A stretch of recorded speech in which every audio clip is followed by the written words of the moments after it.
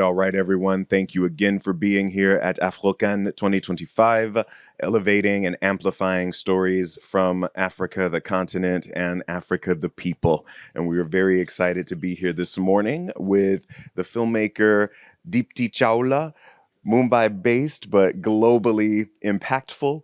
Had a couple of movies, one of which was screened here at Cannes, and I believe you said it was award-winning, another at Annecy. And so making an impact around the world as a female, as a woman, producer, and do you direct as well? Also directing. Very happy to have you here, Deepti Chawla. Thank you. Is that mic on? Hello.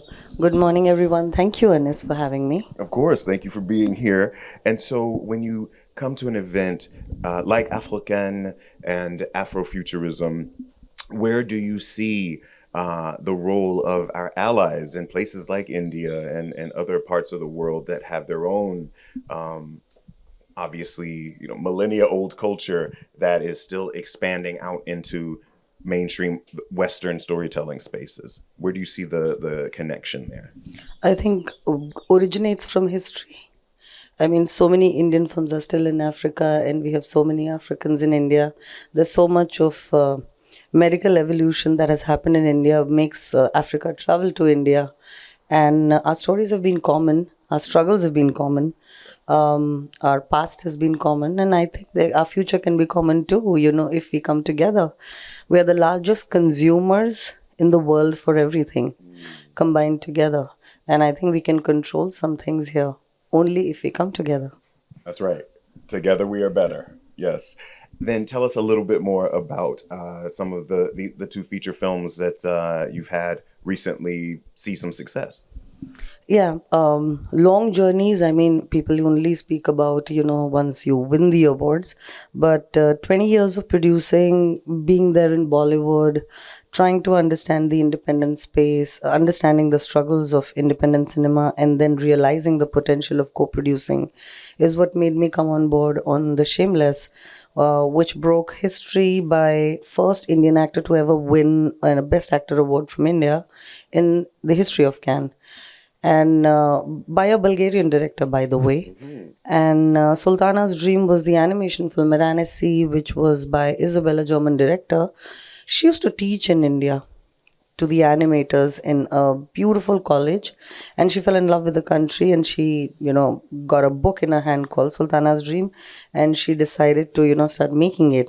A very deep-rooted Indian story, pre-independence, when Bangladesh had not left India.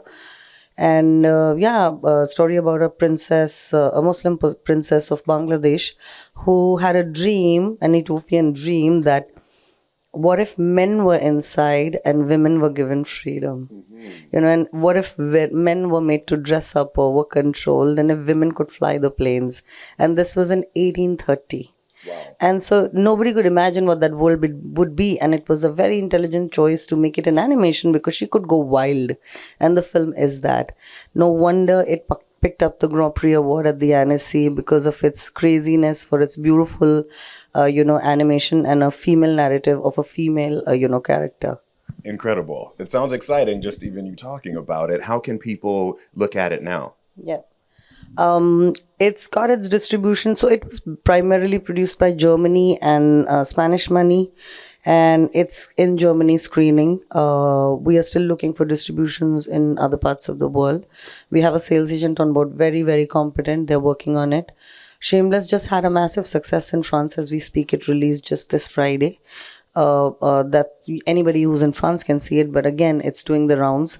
It actually is still doing its festival journey till this year. Shameless is getting called everywhere. So other distributions can only open up once the festivals are over. So yeah, I mean, sometimes we make films and we say we need to see it in 20 days or 15 days. And sometimes we say, oh, we haven't seen a film. I made a film and it's been 6 years I've not been able to release. But I think this problem is a good one to have, that it's a good film, won the awards, and people are asking for its festival and saying, don't distribute yet. We still have our audiences to show to before you go public. Yes. So yeah, this is a third case scenario, and it's one of its kind in my life too, because I've either been stuck with the other two. Have a Bollywood film, release it in 10 days, make its money, or have a film that's not not released for 2, 3, 4 years, by an independent filmmaker. Sure. So yeah, this is a third case, which is a very nice one. Well, it's creating demand, and it's also, everything has its gestation period, and so I believe that when it's the right time, it will be the right time. I'm certainly stoked to see this thing, and so what drew you to filmmaking in the first place?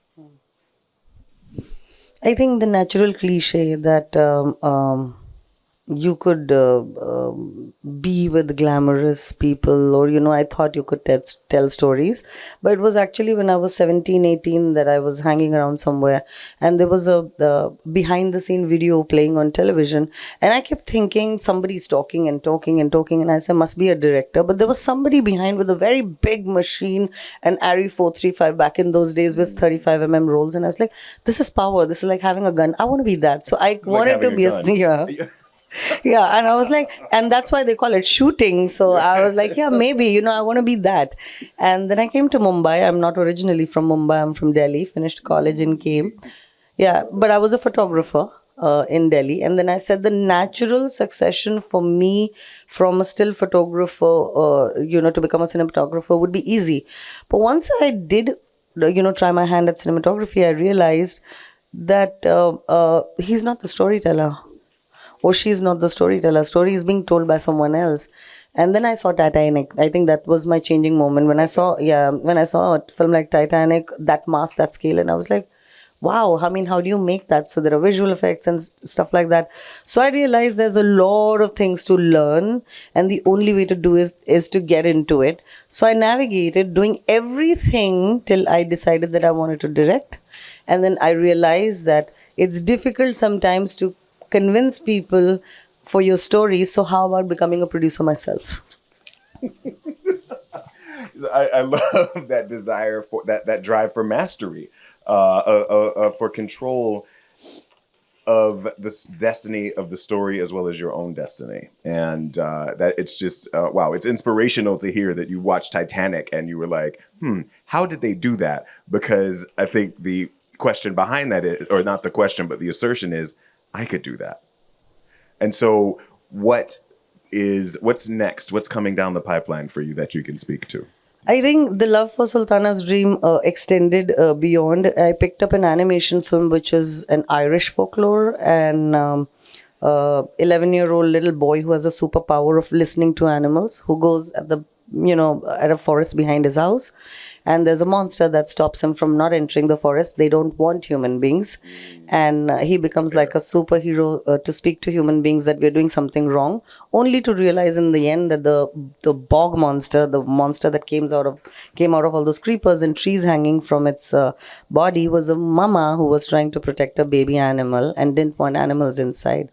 So again, I thought it was a medium that could be done very well in animation rather than visual effects, and we are debating on that. We are experimenting with that right now. There's an Indo-Canadian film, which is a crossover film, which has always worked. So like Namaste Halala, how we have in India. So, always about if you marry somebody from outside, what can happen. So it's one of those with Canada. Okay. And the third one is a psychological thriller, femme fatale kind of a film, because I think growing up in this industry for 21 years, I didn't take the comments like too bossy, too ambitious to be as a woman. Is she having a PMS? Or I didn't take those lightly, and I wanted to know where do these things go inside a woman. And then I've given it a twist. What if she takes it personally? What can happen? So in this film, men are in danger. Fair point.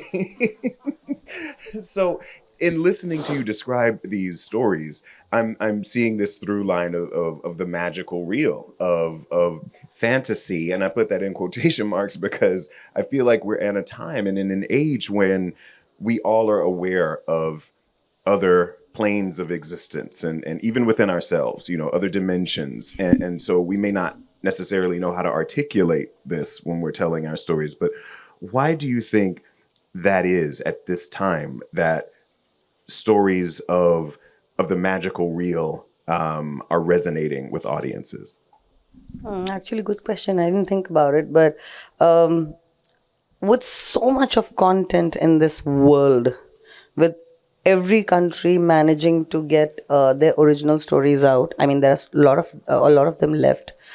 I think the generation now, or the filmmakers now, can push the envelope. They can think beyond the usual drama.